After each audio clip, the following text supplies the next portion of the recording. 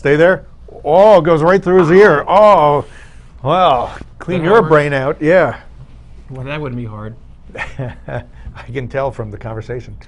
It works. Anyway. Oh, we're still here. Hey, you know, they And got maybe that you are too. Dancing with the Stars? I love that show. I never saw it, but I love it. Las Cruces has its own version. They do it now the last few years. Dancing with the almost stars or non-stars. They call them stars. Does Las Cruces really have any stars? Well, the biggest star, I guess, is the mayor of Mesilla. Mayor of Mesilla. As well as the husband of the president of the university. NMSU.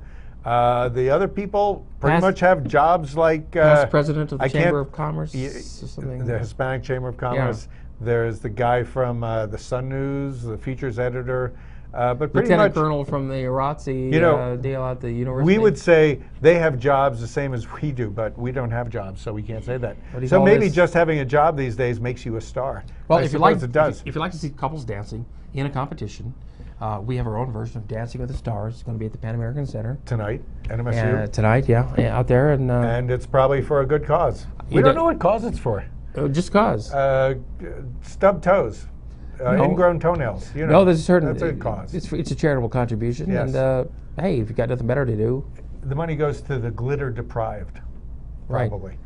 The other thing to do is the spring maze, which is odd, at La Union. Then La Union. Hey, look at that! It's like a tiger or There's something. There's one. Basketball and Texas Western College. Obviously, that's not La. It could be. That's La not Union. the one that's going to be down at La La Union. Union. But they have this great maze. It's the spring maze, not to be confused with the one they do around Halloween.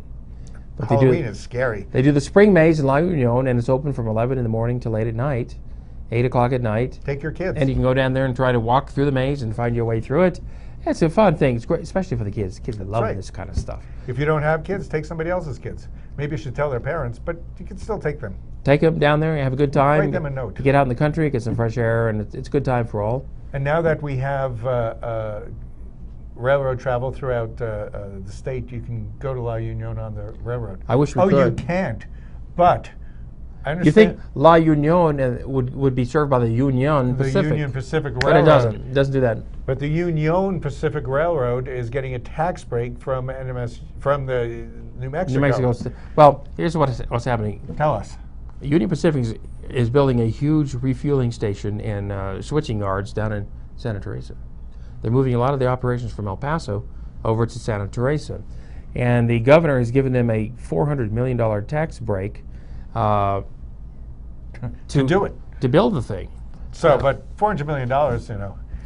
And it's too bad she couldn't extend some sort of a tax break for the film industry. The film industry, in New Mexico, which is already established and has been going actually working quite well in the state of New Mexico for the last 10 years. That's what the Moyle uses. It's quick and painless. But Union Pacific in Santa Teresa is becoming, or they're trying to make it into an economic hub. Let's just hope that works. I don't think anything. If that doesn't work, we always have gambling in Anthony. It's going to take several years to build it. And they claim they'll be hiring 3,000 people to build the place, and then once it's up and running, there'll be 400 permanent jobs there. But they won't have to pay any tax on diesel fuel for the locomotives at all. Wow. Yet, so maybe yet they're balking at giving tax credits to film productions coming here. So you talk about the corporations not making any money, and why should you give money to poor people and to social causes, but give it to corporations which are charging people to move their goods back and forth, right? Corporations. Help out the corporations, because corporations have already had their corporate tax cut. So now might as well help them and not having to pay tax on diesel fuel. You know, if they're like General Electric, they don't pay taxes anyway. But at least the film industry is a clean industry. They do their job, they don't pollute, and they clean up after they're done. You can't say the same thing about railroads. It's a pretty filthy operation. Especially with diesel fuel and production Absolutely. of fuel. But whether or not the film industry is clean comes after this next item. You know, we're talking about profanity. Well, we're talking about clean as in cleanliness, as not opposed in to language. Exactly. Okay. Let's talk about the other national thing where they feel that people that join the state troopers don't have to go to college.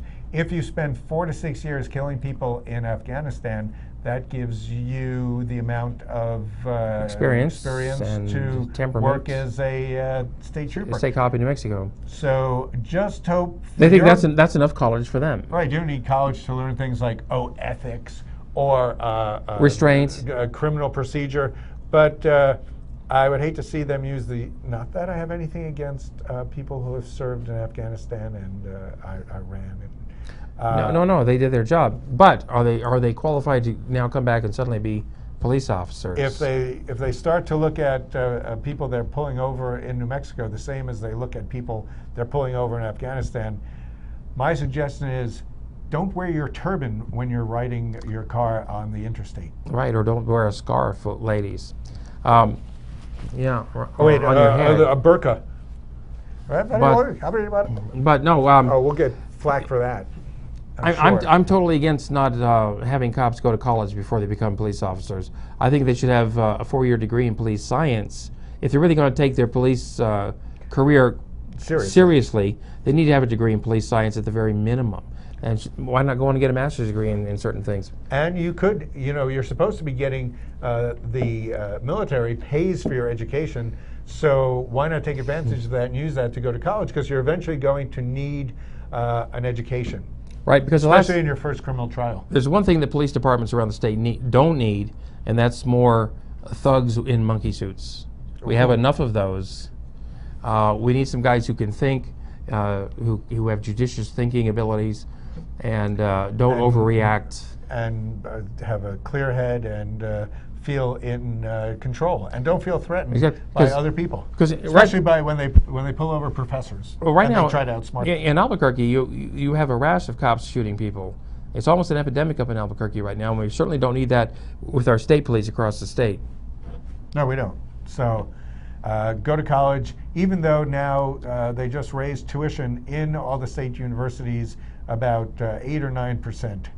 Hey, look, Benjamin Franklin has a little hat on him. But if war veterans want to go to college before they become state cops, even though the tuition goes up, the government will cover that for them. The government pays for it, so it doesn't matter. So you can still go and get an education. It helps.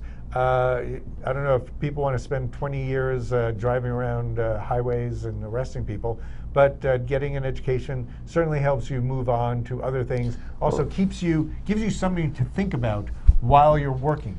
Right, because the state police job doesn't pay that well, and usually it's a stepping stone to other police departments around the state and around the country. Or going to the Army. Or going back to the Army. Going back to the Army and become a major or something, or a super major, or a majorette if you're a woman. And so anyway, there's another issue I noticed in the paper. Did you read the paper? I do once in a while. Oh. And had to do. Somebody went to the theater recently. One person. And they complained about somebody said something on stage that they weren't comfortable with. They said, "Alas, poor Yorick. I knew him well." And anyway, they were complaining about the profanity at the Black Box Theater.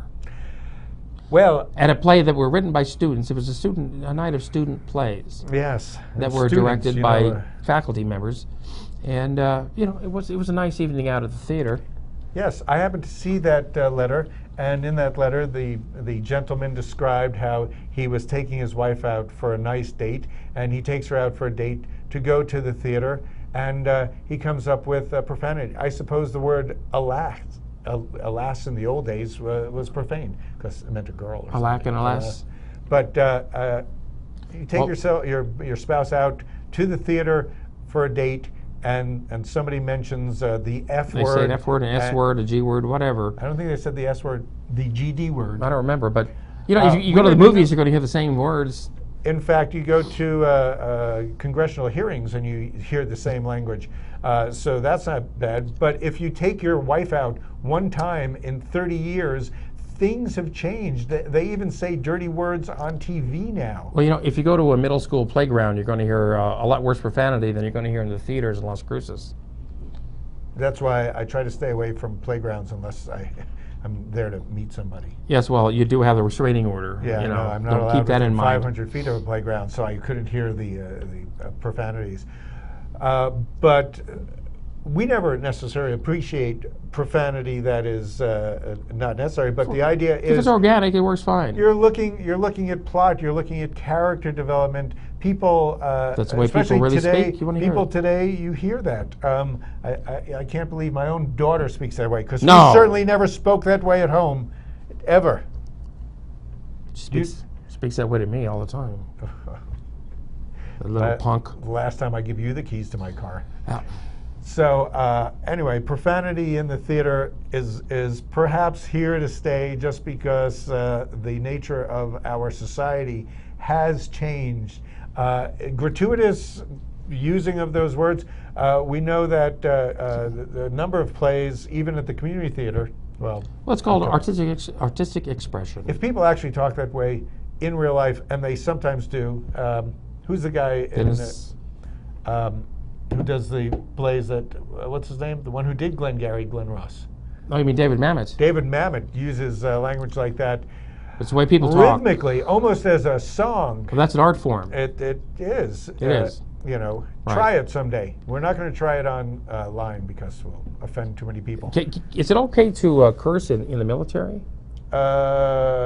Well, you can't call somebody a flaming faggot, I believe. Well, you can't do say that, not because, anymore. Yes, because we are trying to.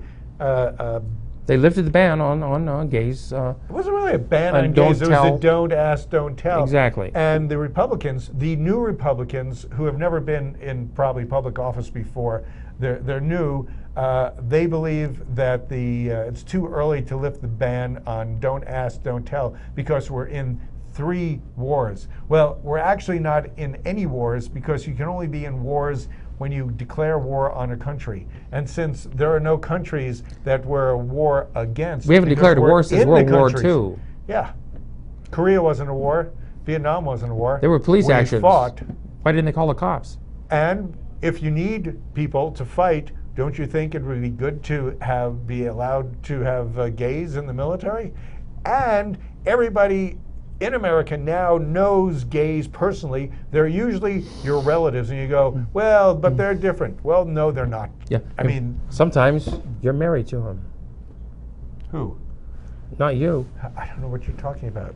No. Oh, Anyway, you. with that, I think we've. We're not married. No, we're not. That goes. Oh, that just doesn't go with that dark green. How can you do that? I can't believe I'm being seen with you wearing purple and dark green. Hush. This is a We've run out. We've run out of It's a time. Don't listen to disaster. him. Thanks for joining us on Double Talk. We'll try not to do this ever again. Until next time. Until next time, we won't do it again. We'll see you then. Here, let me just strangle you with this. Oh, you wouldn't.